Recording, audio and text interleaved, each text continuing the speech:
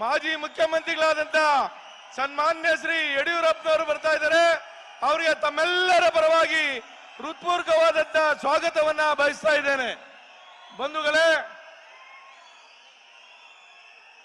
ರೈತ ನಾಯಕರು, ಮಾಜಿ ಮುಖ್ಯಮಂತ್ರಿಗಳಾದಂತ ಸನ್ಮಾನ್ಯ ಯಡಿಯೂರಪ್ಪನವರೇ, ನಮ್ಮ ಮಾಜಿ ಮುಖ್ಯಮಂತ್ರಿಗಳಾದಂತ ಬಸವರಾಜ ಬೊಮ್ಮಾಯಿ ಅವರೇ, ಸದಾನಂದ ಗೌಡ್ರೆ, ವಿರೋಧ ಪಕ್ಷ ನಾಯಕರಾದಂತ ಸನ್ಮಾನ್ಯ ಆರ್ ಅಶೋಕ್ ಅವರೇ, ಇನ್ನು ಉಳಿದ ಎಲ್ಲ ನಮ್ಮ ಪಕ್ಷದ ಪ್ರಮುಖ ನಾಯಕರೇ, ಬಂದಿರತಕ್ಕಂತ ಕಾರ್ಯಕರ್ತ ಬಂಧುಗಳೇ, ಸುದ್ದಿ ಮಾಧ್ಯಮ ಸ್ನೇಹಿತರೆ, ಅನೇಕ ಸ್ನೇಹಿತರು ಅನೇಕ ವಿಚಾರಗಳನ್ನ ತಮ್ಮ ಮುಂದೆ ಮಂಡಿಸಿದ್ದಾರೆ. ನಾನು ಹೇಳೋದಿಷ್ಟೇ, ಇವತ್ತು ಬೆಂಗಳೂರಿನಿಂದ ಸತತವಾಗಿ 10 ದಿವಸಗಳ ಕಾಲ ನಮ್ಮ ರಾಜ್ಯಾಧ್ಯಕ್ಷರ ನೇತೃತ್ವದಲ್ಲಿ ಈ ಪಾದಯಾತ್ರೆಯನ್ನು ನಾವು ಹಮ್ಮಿಕೊಂಡಿದ್ದೇವೆ.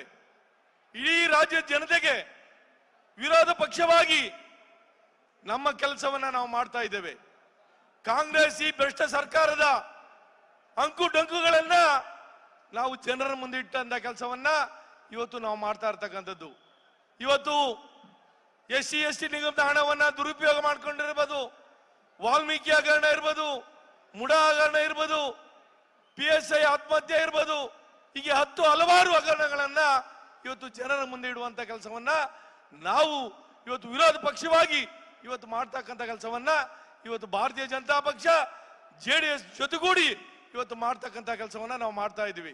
ಬಂಧುಗಳೇ, ಇದಕ್ಕೆ ರಾಜ್ಯದ ಜನತಾ ನ್ಯಾಯಾಲಯದಲ್ಲಿ ನಾವು ತೀರ್ಮಾನವನ್ನ ಮಾಡುವಂತ ಕೆಲಸವನ್ನ ಮಾಡಬೇಕಂತೇಳಿ ನಾನು ಜನರಲ್ಲಿ ಕೂಡ ಮನವಿಯನ್ನು ಮಾಡ್ತೇನೆ.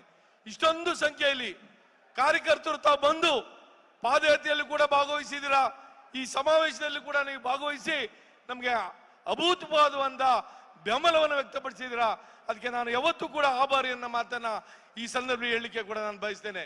ಇವತ್ತು ನಮ್ಮ ಪಕ್ಷ ಈ ರೀತಿಯಾದಂತ ಹೋರಾಟಗಳನ್ನು ಮಾಡೋ ಮುಖೇನ ಇನ್ನು 3.5 ವರ್ಷ ನಾವು ಹೋರಾಟಗಳನ್ನು ಮಾಡೋ ಮುಖೇನ ಜನರಿಗೆ ಈ ಕಾಂಗ್ರೆಸ್ ಸರ್ಕಾರ ದುಡಾಳಿತವನ್ನ ಮಾಡುವಂತ ಕೆಲಸವನ್ನು ಇವತ್ತು ಮಾಡ್ತಾ ಇದ್ವಿ.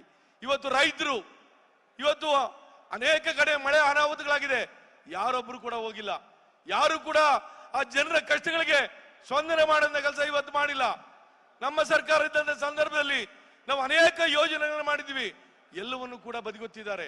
ಇವತ್ತು ಇಂಥ ಸರ್ಕಾರವನ್ನ ಕಿತ್ತೊಗೆಯುವಂತ ಕೆಲಸವನ್ನ ನಾವೆಲ್ಲ ಸೇರಿ ಮುಂದಿನ ದಿನಗಳಲ್ಲಿ ಮಾಡಬೇಕು ಅಂತ ಹೇಳಿ ನಿಮ್ಮಲ್ಲಿ ಕೈ ಮುಗಿದು ಪ್ರಾರ್ಥನೆ ಮಾಡಿ, ಈ ವೇದಿಕೆಯಲ್ಲಿ ನನಗೂ ಕೂಡ ಮಾತಾಡಲಿಕ್ಕೆ ಅವಕಾಶ ಮಾಡಿಕೊಟ್ಟದಕ್ಕೆ ನಾನು ಎಲ್ರಿಗೂ ಕೂಡ ಧನ್ಯವಾದಗಳು ಹೇಳಿ ನನ್ನ ಮಾತು ಮುಗಿಸ್ತೇನೆ. ನಮಸ್ಕಾರ. ಧನ್ಯವಾದ ಭೈರತಿ ಬಸವರಾಜ್ ಅವರಿಗೆ. ಇದೀಗ ತಾನೇ ಈ ವೇದಿಕೆಗೆ ಆಗಮಿಸಿರುವಂತಹ ಹುಟ್ಟು ಹೋರಾಟಗಾರ, ದಣಿವರಿಯದ ನಾಯಕ, ಕರ್ನಾಟಕ ಕಂಡ